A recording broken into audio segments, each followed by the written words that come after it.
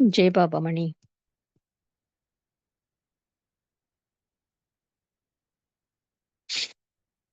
Avatar Meher బాబాకి జై. జై బాబా అండి, అందరికీ జై బాబా.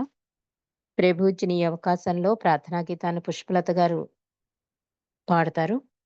బుక్ రీడింగ్ అనంతరం జ్యోతి గారు ఆ, హారతిస్తారు. జై బాబా. పుష్పలత గారు.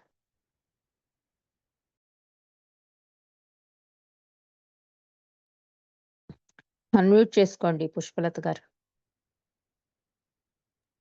అమ్మాకి అమ్మా పాడండి. अवतार मेहर बाबा की जय।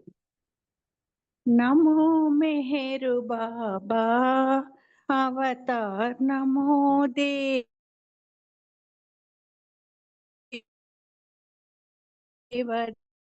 बाबा नमो देव देवा अपर दिव्य सागर चर जगतो दिव्य कृपा सागर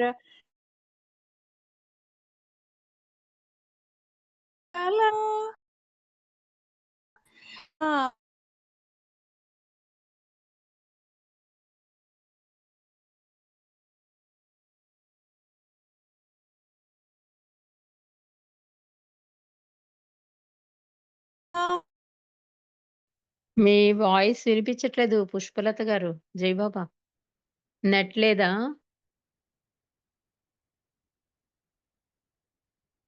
హలో పుష్పలత గారు, వినిపించట్లేదు.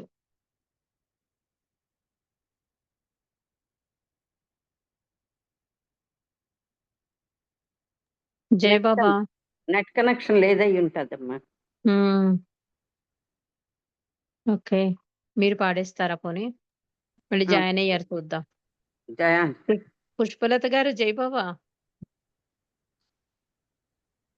సరే, జై మీరు బాబా. వినిపించలేదు. జై బాబా. ఫస్ట్ మళ్ళీ పాడండి మరి. వేరే వాళ్ళకి ఇవ్వండి, లేకపోతే నెట్ ప్రాబ్లం ఉంది. అవునా? జ్యోతి గారు, మీరు ప్రార్థనా గీతం పాడండి, సుశీల్ గారు హారతిస్తారు. అలాగేనమ్మా. జై బాబా. జై బాబా. జై అవతార్ బాబా. మెహర్ బాబా की जय। नमो मेहर बाबा अवतार नमो देव देवा प्रभु नमो मेहर बाबा अवतार नमो देव देवा अपार दिव्य कृपा सागर सकल चराचर जगदोद्धार नमो मेहरु बाबा अवतार नमो देव देवा जोहारुलिवे श्री मेहरु बाबा महिनि जनिंచిన మానవ రూప ఇహ పరానంద జీవనమీవా ఇహ పరానంద జీవనమీవా భవ భయ భంజన పరమ పావన నమో మేరు బాబా అవతార్ నమో దేవ దేవా అజ్ఞానాంధతనంతము చేసి దివ్య విజ్ఞాన దృష్టిను సంగి హరిషడ్వర్గము అంతరింపగా అవ్యయ మోక్షంబను గ్రహింపుము హరిషడ్వర్గం అంతరింపగా అవ్యయ మోక్షంబను గ్రహింపుము నమో మేరు బాబా అవతార్ నమో దేవ దేవా ప్రభో నమో మేరు బాబా అవతార్ నమో దేవ దేవా अवतार मेहर बाबा की जय। జై బాబా అమ్మ. రజని, అందరికీ జై బాబా అండి. జై బాబా అండి. అందరికీ జై బాబా. ప్రభు ఇచ్చిన అవకాశంలో ప్రార్థనా గీతాన్ని చాలా చక్కగా ఆలపించినందుకు మీకు జై మెహర్ బాబా. దినేష్ జై బాబా. దినేష్ చిన్న రిక్వెస్ట్, ప్రేమ, బాబా భక్తి ఆ డిఫరెన్స్ సంకీర్తన నీ దగ్గర ఉందా? పాడడానికి అవకాశం ఉందా ఈరోజు?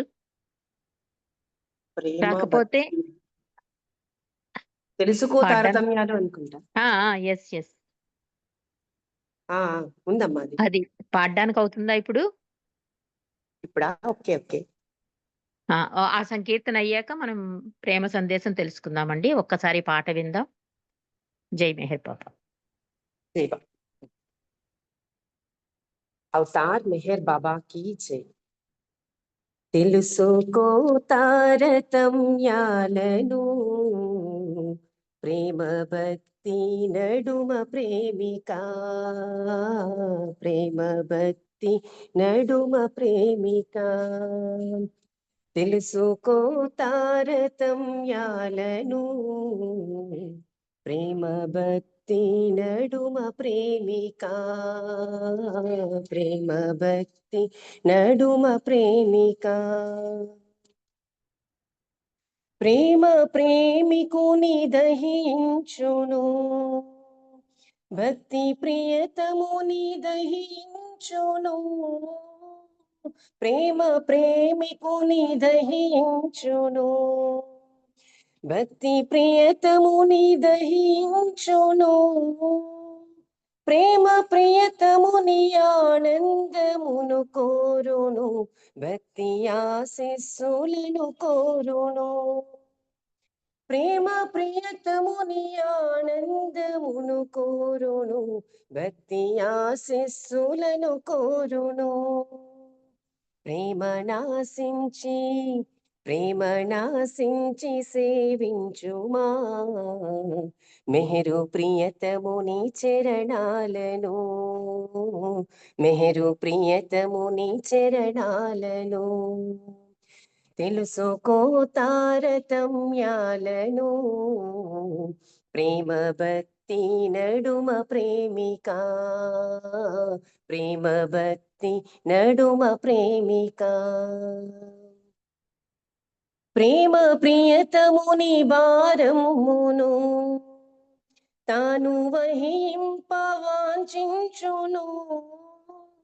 ప్రేమ ప్రియతముని భారమును తాను వహింపవాంఛించును. భక్తి ప్రియతమునిపై భారము వేయ యత్నించు నడవరతము, భక్తి ప్రియతమునిపై భారము వేయ యత్నించు నడవరతము. ప్రేమ నాశించి సేవించుమా, మెహరు ప్రియతముని చరణాలను, మెహరు ప్రియతముని చరణాలను. తెలుసుకో తారతమ్యాలను, ప్రేమ భక్తి నడుమ ప్రేమిక, ప్రేమ భక్తి నడుమ ప్రేమిక. ప్రేమ త్యాగాన్ని చూపించును, భక్తి వాంఛితములను పెంచును. ప్రేమ త్యాగాన్ని చూపించును, భక్తి వాంఛితములను పెంచును. ప్రేమ నిర్మలము అవ్యక్తము, భక్తి స్వీయ భావ ప్రకటితము. ప్రేమ నిర్మలము అవ్యక్తము, భక్తి స్వీయ భావ ప్రకటితము. ప్రేమ నాశించి సేవించుమా, మెహరు ప్రియతముని చరణాలను, మెహరు ప్రియతముని చరణాలను. తెలుసుకో తారతమ్యాలను, ప్రేమ భక్తి భక్తి నడుమ ప్రేమిక, ప్రేమ భక్తి నడుమ ప్రేమిక. ప్రేమ ప్రియతముని ప్రేమించుచు ప్రభుని దర్శనము వాంఛించదు. ప్రేమ ప్రియతముని ప్రేమించుచు ప్రభుని దర్శనము వాంఛించదు. భక్తి అనురాగమది వెల్లడింప ప్రభుని దర్శింప యత్నించును. భక్తి అనురాగమది వెల్లడింప ప్రభుని దర్శింప యత్నించును. ప్రేమ నాశించి సేవించుమా మెహరు ప్రియతముని చరణాలను, మెహరు ప్రియతముని చరణాలను. తెలుసుకో తారతమ్యాలను, ప్రేమ భక్తి నడుమ ప్రేమిక, ప్రేమ భక్తి నడుమ ప్రేమిక. అవతార్ మెహర్ బాబా की జై. జై బాబా అమ్మా. Thank you. అందరికీ జై బాబా. జై బాబా. దినేష్, ఎందుకు ఈ పాట పాడించాను అంటే, మనం గత కొన్ని రోజులుగా ఈ ప్రేమ సందేశాన్ని తలుచుకుంటున్నాం. అంటే అసలైన ప్రేమ అంటే ఏంటి, ప్రేమికుడికి భక్తుడికి ఉన్న డిఫరెన్స్ ని చాలా సరళంగా తనదైన సరళిలో బాబా అనుమతితో రాయించుకున్న పాట. శ్రీనివాసరావు గారు రాసింది. అంత చక్కగా రాశారు. నువ్వు కూడా అంత అద్భుతంగా ఆలపించినందుకు ఆయనకి నీకు కూడా ప్రత్యేక జై మెహర్ బాబా. మనం గత కొన్ని రోజులుగా ప్రేమ అనే బాబా సందేశాన్ని తెలుసుకుంటున్నామండి. ఈ పాట ఈ సందర్భంగా ఒక్కసారి వింటే మనం మొత్తం సబ్జెక్టు ఒకసారి రివైజ్ చేసినట్టే అనిపించింది నాకు. ఎందుకంటే ప్రేమ జీవితం రెండు వేరు కాదని చెప్పారు. నీ బలహీనతలన్నీ వదులుచుకుంటే ప్రేమ అనే ఒక్క కోరికే, భగవంతుణ్ణి ప్రేమించడం తప్ప ఇంకే కోరిక ఉండకూడదన్నారు. ఆరో భూమిక వరకు కూడా ఏదో ఒక విశిష్ట ప్రత్యేక లక్షణం నీతో ఉంటుందని చెప్పారు. ఈ దివ్య ప్రేమ వలన ఆ విశిష్ట లక్షణం కూడా పోయి నువ్వే పరమాత్మవు, అంటే పరమాత్మలో ఈ ఆత్మ ఏకం కలిసిపోతుంది. అదే ఆరంభం అదే అంతమని కూడా బాబా చెప్పిన విషయాన్ని మనం తెలుసుకున్నాం. ఈరోజు ప్రేమ కోసమే విశ్వం జనించింది అంటున్నారు బాబా. ఇంతకు ముందుగా అసలు మనం ప్రేమ గురించి బాబా చెప్పిన వివిధ సందర్భాల్లో చెప్పిన విషయాలు కూడా మనం పరిచయం చేసుకుంటున్నాం గనక మరొక్కసారి ఒక సందర్భంలో బాబా ఇచ్చిన ఈ ప్రేమ సందేశం గురించి మళ్ళీ ఒకసారి మననం చేసుకుందామండి. అంటే డిస్కోర్సెస్ లోనే కాక బాబా వివిధ సందర్భాలలో కూడా ప్రేమ జ్యోతి వెలిగించుకోండి, ప్రేమను రగిలించండి అంటూ వివిధ సందర్భాల్లో చెప్పిన విషయాలను కూడా మనం ఇక్కడ తలుచుకుంటున్నాం. అసలు మెహర్ బాబా ప్రేమావతారుడే అరుదించాడు. ప్రేమే తానే ప్రేమగా ఈ అవతార కార్యాన్ని నిర్వహించాడు అవతార్ మెహర్ బాబా. మరి ఈ ప్రేమావతారుడు ప్రేమను గురించి ఇచ్చిన ఈ సందేశంలో బాబా ఒక సందర్భంలో అంటారు, ఈ ఆధ్యాత్మిక జీవన యాత్రలోని బాటసారి తనకు సహజ సిద్ధంగా లభించిన మార్గంపై దృష్టిని కేంద్రీకరించి పురోగతిని సాధించే ప్రయత్నానికి మారుగా ఈ మార్గం లాభకరమా, ఆ మార్గం నష్టదాయకం, ఇది మంచిది అది చెడ్డది అని బేరీజుతో, అంటే ద్వంద్వంలో కొట్టుకుంటూ పరస్పరం కలహించుకోవడం కంటే గొప్ప మూర్ఖత్వంలో పడిపోతున్నాడు అంటున్నారు బాబా. ద్వంద్వంలోనే ఉంటాడు ఎప్పుడూ కూడా. ఈ ద్వంద్వంలోనూ అసలైన మార్గాన్ని మరిచిపోతున్నాడు అంటున్నారు. అంటే బాబా ఇక్కడ ఎగ్జాంపుల్ కూడా చెప్తున్నారు. ఒక రోడ్డు నిటారుగా ఉంటుంది, ఇంకొకటి గుంతలతో నిండి ఉంటుంది, మూడవది నదీ ప్రవాహాలతో గండుపడింది. అదే విధంగా ఒకడు బాగా నడవగలడు, అంటే మార్గాలు మూడు ఉంటాయి కదా, స్ట్రైట్ గా వెళ్ళే రూటు, చుట్టూ తిరిగే రూటు, కొంచెం నదీ ప్రవాహాలు అంటే అడవిలోంచి మార్గాలు అంటారు కదా, అలా మూడు మార్గాలు ఉంటాయి. అలాగే ఒక వ్యక్తి బాగా నడవగలడు, ఇంకొకడు బాగా పరిగెత్తగలడు, మూడో వ్యక్తి మంచి ఈతగాడు. అయినా వీరందరి విషయంలోనూ వాస్తవానికి పరిగణించవలసిన విషయం ఏంటి, ఆ వ్యక్తి సాధించిన పురోగతి, చేరుకున్న గమ్యం. అంటే కుందేలుగా వేగంగా పరిగెత్తగలిగే ఒక వ్యక్తి నెమ్మదిగా నత్తనడక లాంటి వేగంలో వెళ్తూ కూడా విజయాన్ని చేజిక్కించుకోగల ఇంకొక వ్యక్తి దారికి స్వార్థంతో అడ్డుగా ఎందుకు వెళ్ళాలి? అంటే మనకు కథ కూడా తెలుసు. కుందేలు, తాబేలు కథ. కుందేలు ఎప్పటికైనా నేనే స్పీడ్ తాబేలు కన్నా అని చెప్పి అది ప్రయత్నం అంటే ఇది పరిగెత్తగలదు వేగంగా. తాబేలు కన్నా నేనే ముందుకెళ్తానని చెప్పి దాని నడకని అది సాధారణంగా తీసుకుంటుంది. అంటే వెళ్దాంలే అని నిర్ణయం. కానీ తాబేలు అలా కాదు. తన నడకని నత్త నడకైనా తను ఆ ప్రయత్నం చెయ్యాలని తన ప్రయత్నంగా సహజంగా వచ్చిన ఆ నడకనే నడికిలో తాబేలే నెగ్గుతుందండి. అంటే ఇది ఒక రకంగా కుందేలు ఓవర్ యాక్షన్ చేయడం అన్నమాట. అలాగా సరైన దారి చూపిస్తున్నాడు భగవంతుడు. డైరెక్ట్ దారి. కానీ మనం ఏం చేస్తాం? దీనివల్ల నాకేంటి? ఇది లాభదాయకమా? నష్టదాయకమా? నా కష్టం తీరుతుందా? నేను సుఖంగా బతుకుతానా ఈ జీవితంలో? ఇలాంటి ఆలోచనలతో గజిబిజి చేసేసుకుంటున్నాడన్నమాట. సరైన జీవితం ఆ గమ్యాన్ని చేరుకోకుండా ఈ మనస్సు పనిచేయడం వల్ల అంతా గందరగోళం చేసేసుకుంటున్నాడు జీవితాన్ని అని చెప్తున్నారు. అంటూ బాబా అంటారు, నేను నాది అనే స్వార్థపరత్వమే అన్ని కష్టాలకు మూల కారణం అంటున్నారు. ఇది చాలా ప్రమాదకరమైనది కూడా. కనిపించని ఈ ప్రభావానికి లోనే మనిషిలోని నికృష్టమైన దుర్గుణాలు కూడా అబద్ధపు రంగును పులుముకొని శౌర్యం, త్యాగం, ఔదార్యం, సేవ, ప్రేమ ఇలాంటి రూపాలుగా కనిపిస్తాయి. ఒక్కొక్కసారి జంతువులా మారి క్రూరంగా, క్రోధంగా కూడా తయారవుతాడు. కాబట్టి అన్ని కష్టాలని అధిగమించగలిగే మార్గాలలో ప్రేమ మార్గమే ఉత్తమమైనది. ఈ ప్రేమ ఉంటే ఏమవుతుందండి? అన్ని కోరికలు అవంతట అవే రాలిపోతాయి అని చెప్పారు. కాబట్టి అత్యంత ఉత్కృష్టమైన స్వచ్ఛమైన ప్రేమకు సాటి ఏదీ లేదు. ప్రేమతో సరితూగగల శక్తి కూడా ఏదీ లేదు. ప్రేమ తరిమి కొట్టలేని చీకటి ఏమీ లేదు. సమస్త సృష్టిలోని జీవులన్నిటిలోనూ జీవాన్ని ప్రేరేపించే ఆరని జ్వాల ప్రేమ అంటున్నారు. మానవుడు స్వార్థ ఆలోచనలు, స్వార్థపు ప్రేలాపనలు, స్వార్థపు చేతలతో అంధకార అగాధంలో ఈ ప్రేమను మరలా మరలా జ్వలింప చేసుకోవాలి.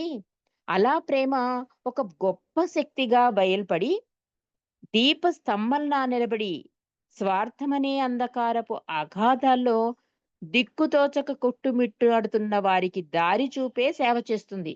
అంటే ప్రేమ ఏదైనా చేయగలదు అన్నారు చూసారా బాబా? అలాగా నీ అజ్ఞానం నుంచి బయటపడేస్తుంది. అన్ని కోరికల్ని రాళ్ళగొట్టేస్తుంది.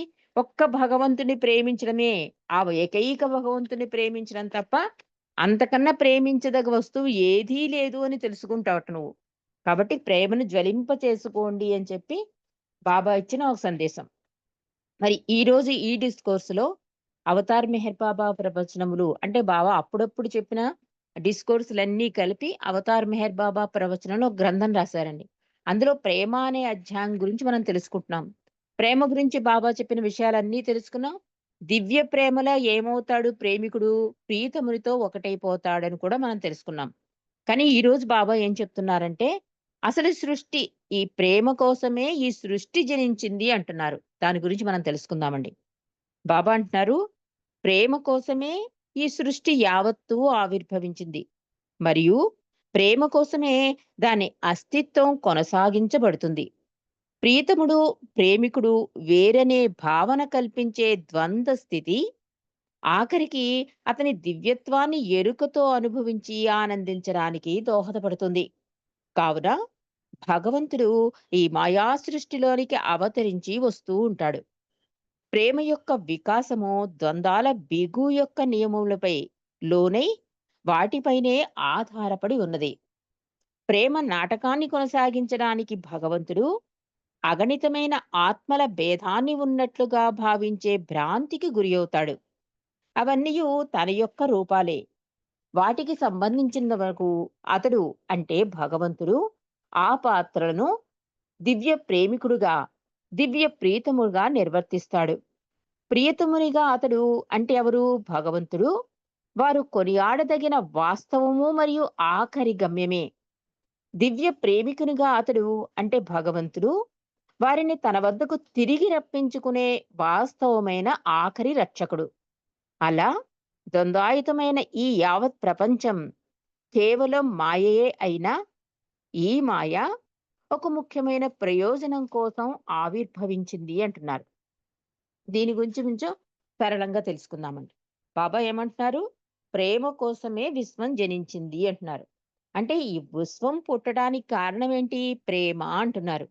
ఈ విశ్వం ఇలా నడుస్తూ ఉండడానికి కూడా ప్రేమే కారణం. మొట్టమొదట ఉన్నదెవరు? మనకి తెలుసు. గాడ్ స్పీక్స్‌లో చెప్పారు. పెద్దల ద్వారా తెలుసుకున్నాం. ఉన్నది ఒక్కడే భగవంతుడు. ఆయనేంటి బియాండ్ స్టేట్‌లో ఒక్కడే ఉన్నాడు. ఆయన స్వభావం ఏంటి? ప్రేమ. మరి ఈ ప్రేమ ఎలా వ్యక్తపరచాలి? ఈ ప్రేమని ఎలా అనుభవించాలాయన? ఆయన ఉన్నది ఒక్కడే కదా ఆయన. అందుకని ఈ ప్రేమని అనుభూతి పొందడానికి, అనుభవించడానికి ఇంకోడు కావాల్సొచ్చింది ఆయనకి. మరి ఎవరిని ప్రేమించాలాయన? ఈ ప్రేమని ఎలా పంచుకోవాలి? ఎలా ఇవ్వాలి? తన ప్రవృత్తిని ఎలా ప్రదర్శించాలి అనే ఆలోచనతో ఈ సృష్టిని ఆవిర్భవించాట భగవంతుడు. బాబా చెప్పిన విషయం ఇది. ఆ ప్రేమను భగవంతుడు అనుభవించడానికి ఈ సృష్టి ఆవిర్భవించింది. మరి ఈ మాయలోకి ఆయనెందుకు రావడం? మరి సృష్టిని సృష్టించాడు. సృష్టించి ఉండొచ్చు కదా! మళ్ళీ ఆయనెందుకు? ఆ భగవంతుడు అవతారుడిగా ఎందుకు కిందకి దిగి రావడం అంటే, ఈ మాయలో అడుగుపెట్టి, ఈ సమస్త జీవరాశులు తన సంతానానికి ఈ ప్రేమను ఇవ్వడానికి, ప్రేమను పుచ్చుకోవడానికి తహతహలాడుతూ దానికోసం ఇక్కడ అడుగు పెడతాటండి. అంటే పరాత్పర పరబ్రహ్మానికి కోడిపెట్ట కథ కూడా ఉంది. ఒక తుంటరి కోడి బయటకొచ్చేస్తుంది. తిరిగి మళ్ళీ వెళ్ళదు. అలాగా ఆ కోడి పిల్లని అలిసి మిగిలిన పిల్లలు కూడా వచ్చేస్తాయి. ఆఖరికి తప్పు తెలుసుకుని ఈ గమ్యాన్ని చేరిపోతుంది కోడిపిల్ల. కానీ మిగిలిన కోడిపిల్లల పాపం మాయలో ప్రాపంచికంలో మునిగిపోతాయి. వాటన్నిటినీ మళ్ళీ తన గమ్యం తన వేంపులు తీసుకురావడం కోసం ఈ తుంటరి కోడిపిల్ల మళ్ళీ ప్రయాణం చేస్తుంటా. అదే అవతారుడు అంటారు బాబా.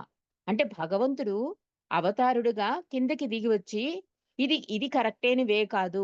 భగవంతుని వైపు దశ తిరగండి అని ప్రతిసారి ప్రతి అవతారంలో కూడా సూచించి ఆచరించి చెప్తూ ఉంటాడు. అంటే ఇది ఆయన సృష్టించిన సృష్టే. ఆయన నుండి విడివడే జీవరాశులమే మనందరం కూడా. కానీ మనం ఏం చేస్తున్నాం? పూర్తి చైతన్యం వచ్చాక భగవంతుని దశ తిరగట్లేదు.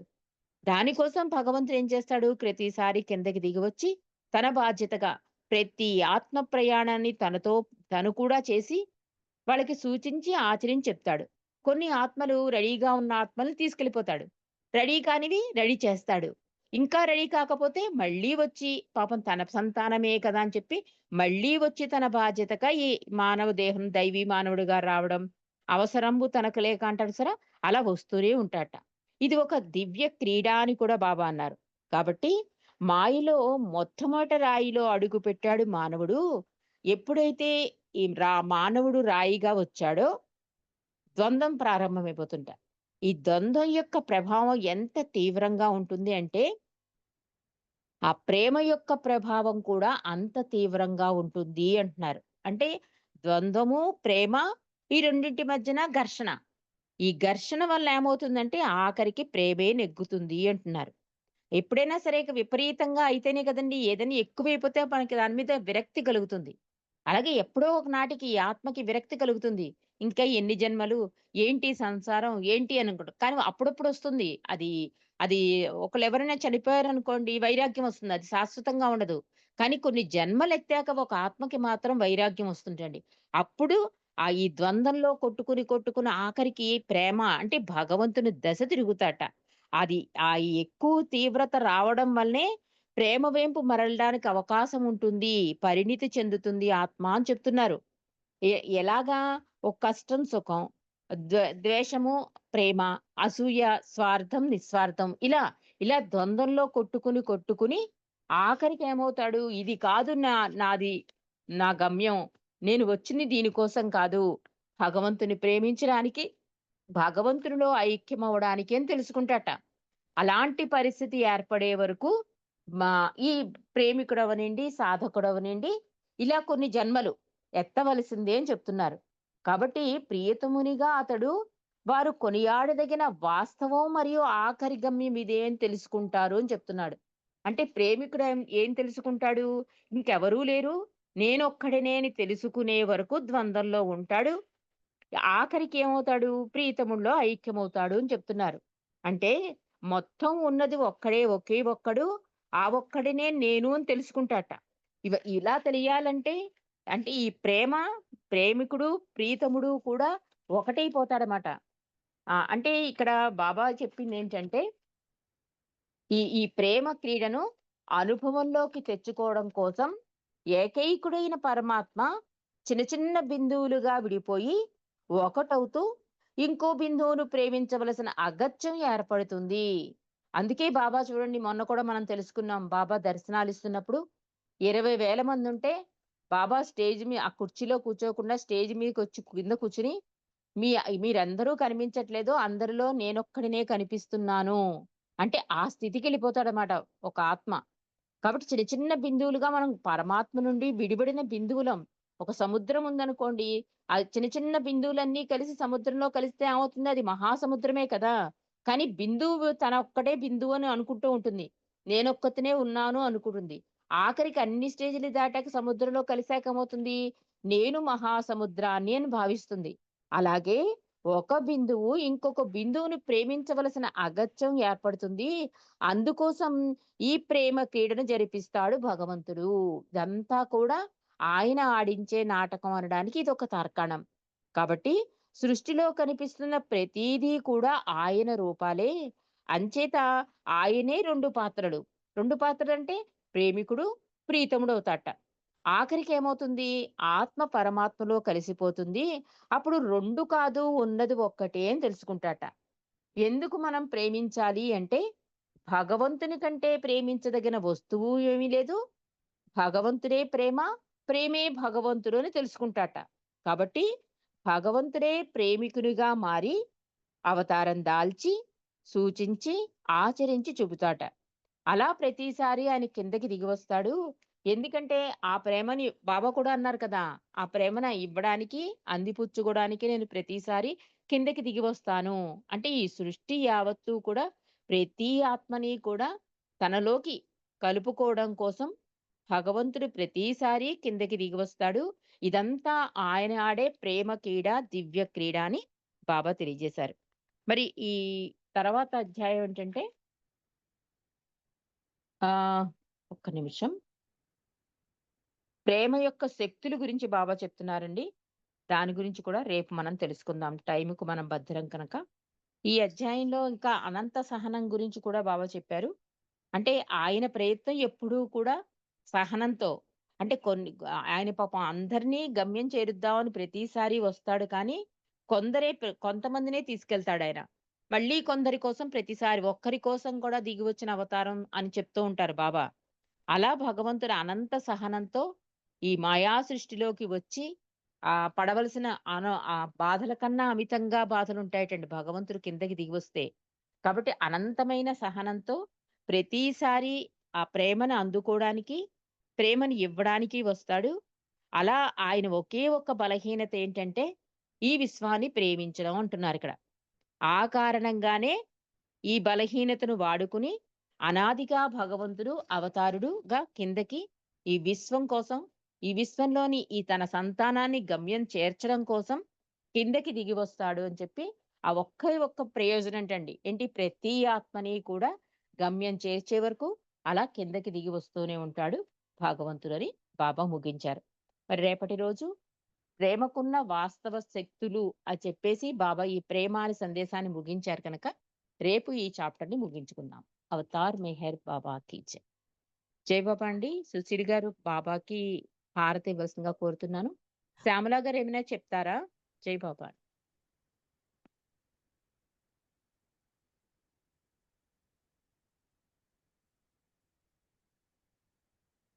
జై బాబా అన్మ్యూట్ అవ్వలేకపోతున్నట్టున్నారు. సుశీల్ గారు మీరు బాబాకి హారతి ఇచ్చేయండి. జై బాబా. జై బాబా. జై. అందరికీ జై బాబా.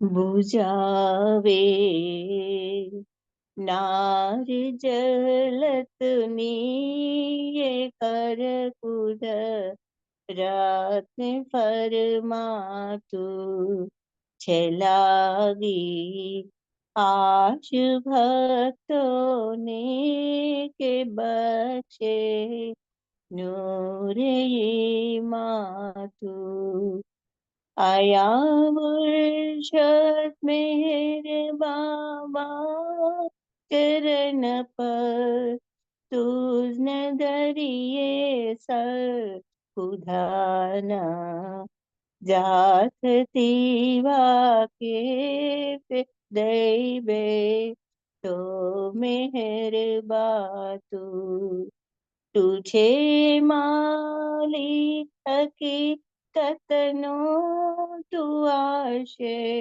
बीने यारे पी, तुझे दरी याय वहदत मार पतनो होई तूफा तू, अमोर रौने सालेक बच्चे ज्ञान ये जदनु के तू पर महात्मा ज्ञानी चे नेमो तारे इरफातु, कुधाना प्रेमनो प्यालो पिलावी, मस्त हमने कर चे तुझ पर जान सदकी साकिया, पीढ़ पयमा तू, हमारी नाव भर धरिए तरावे तो हमें करिए हमारा, ना खुदाए मेहर बाबा छेनी के बातू, हमारा ना खुदाए मेहर बाबा छेनी के बातू, बुझावे नार जहलत नीय कर कुद रत्न परमातु, छलागी आश भक्तो ने के बख्शे नूरे ये मातु। अवतार मेहर बाबा की जय, अवतार मेहर बाबा की जय, अवतार मेहर बाबा की जय। जय बाबा महाराज अंदर की जय बाबा।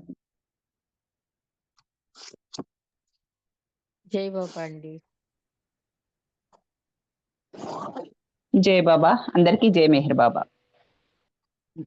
జై మెహర్ బాబా. జై బాబా అండి అందరికీ జై బాబా.